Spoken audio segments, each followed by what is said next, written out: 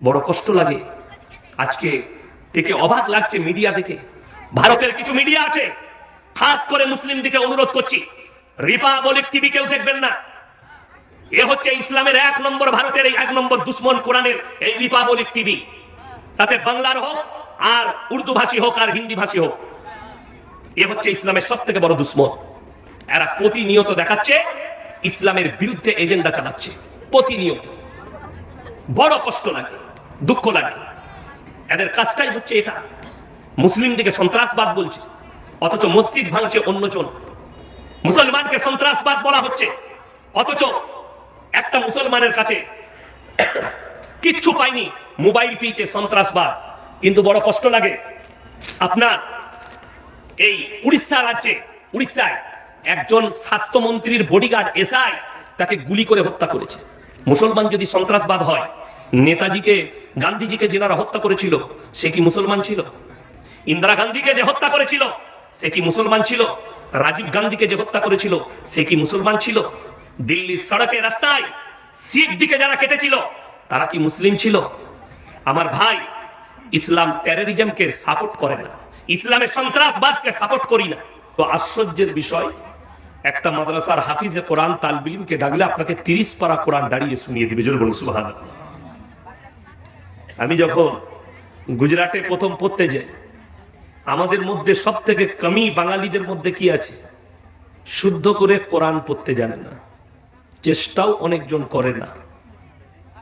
আমি যখন গুজরাটে, আমার আব্বাজি পাঠালো জামিয়াতুল কিরাত কাফলেতা মাদ্রাসা। দিনাজপুরের একটা সাথী ছিল, মালদার অনেকগুলো ছিল আমার সাথে, 25টা বাঙালি মাত্র। বর্ধমান, 24 পরগনা, মালদা, দিনাজপুর, সব মিলিয়ে 25 জন। তার মধ্যে 12 জন আমরা খালি বর্ধমানে ছিলাম। তো আমি আমার আব্বার মাদ্রাসায় স্কুলে পড়তে পড়তে 7 পারা হিফজ করেছিলাম, 7 পারা মুখস্থ করে দিয়েছিলাম।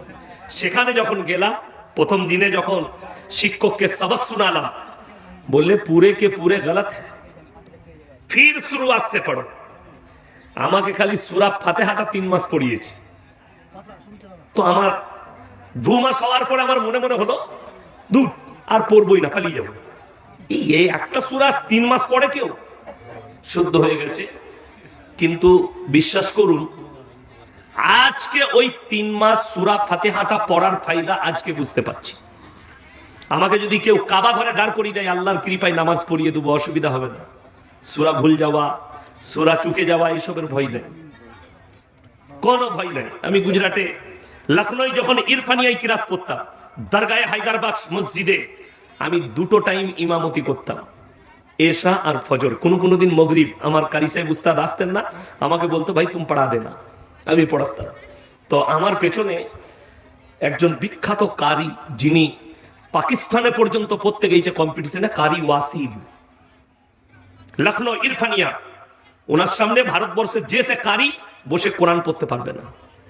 তো আমি একদিন নামাজ পড়েছিলাম, আমি এত শুদ্ধ কোরআন পড়ি, তারপরেও বলেছিল আচ্ছা সে কিতাব দেখ লেনা, কहीं कहीं पर मखारिज का गलती है तुम्हारी। আমাকে ভয় লেগেছিল ওনার সামনে নামাজ পড়াতে, এত সুন্দর করে পড়ালাম। আমাদের দেশে নামাজ হয় পাইকিরি, পাইকিরি নামাজ। সমাজের অবস্থা বলি, আলেম না চিনার কারণে, ইলম না বুঝার কারণে, ইলমের কদর না জানার কারণে আমাদের দেশের লোক পাইকিরি মুয়াজ্জিন খুঁজে বেড়ায়। আমি একটা জলসাই বলেছি, এরা যদি 10 টাকার মুয়াজ্জিন পায় তা 20 টাকার মালে যাবে না। কথা বুঝতে পারেননি? আমাদের সমাজের লোক মুয়াজ্জিন কি গ্রামের চাচা, বেচারা আর কাজ করতে পারে না, বলে চাচা তুমি তো আর কাজ করতে পারো না, তা আমাদের মসজিদে থাকো, তুমি ঝাড়ু ফাড়ু লাগাবে আর 3 টাইম খানা খাবে, দুপুরে, রাত্রে, সকালে চা বিস্কুট, আর মসজিদে ঝাড়ু লাগাবে, আর 5 ওয়াক্তের নামাজে তুমি আজান দিবে। বেতন দিতে পারবো না।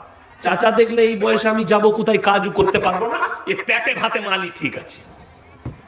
এই পেটে ভাতে মুয়াজ্জিন হওয়ার কারণে লখনৌ ইরফানিয়ায় যেদিনে মাদ্রাসা শুরু হয়, মাদ্রাসার মুয়াজ্জিন হবার জন্য ইন্টারভিউ শুরু হয়।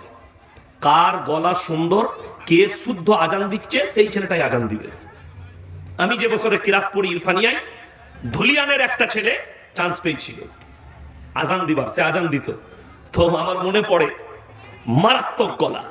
মাঝে মাঝে অনেক লোকরা তার আজান শুনতে আসতো ইরফানিয়ায়, এত সুন্দর আজান দিত, আল্লাহ এত ভালো গলা দিয়েছিল। আর আমাদের দেশে চাচা আজান দিলে গায়ে ফেরেস্তা থাকে না। কেন? এটা তো পেটে ভাতে, পয়সা লাগে না, বিনা পয়সায় সুন্দর হয়েছে, আর টাকা লাগবে না আমাকে মুয়াজ্জিনের। চাচা আজান দিচ্ছে এসার সময়, আল্লাহু আকবার, আল্লাহ বুঝে করো। আর এরকম আলেম সভাপতি সাহেবের মতো শেখ যদি আসে, ইনি মনে মনে ভাববেন গায়ে আচ্ছা মুয়াজ্জিন রেখেছে আল্লাহ। কথাটা বুঝতে পারেন? আর একটা যদি পয়সা দিয়ে রাখেন যে আজান যেন শুদ্ধ হয়, আপনাকে 5,000 বেতন দেবো, 5,000-এ মুয়াজ্জিনের আজান হবে আল্লাহু আকবার, আল্লাহু আকবার। কথা বুঝতে পারেন? ফজরের সময় চাচা আজান দিচ্ছে, আসসালাতু খায়রুন মিনাল, যার নাম খয়রুন, সে মনে মনে করছে আল্লাহ এত রাতে আমাকে কি ডাকছে, ঘুম থেকে উঠে গেছে। ওই বিনা পয়সার চাচা মুয়াজ্জিন হলে এইরকমই হবে।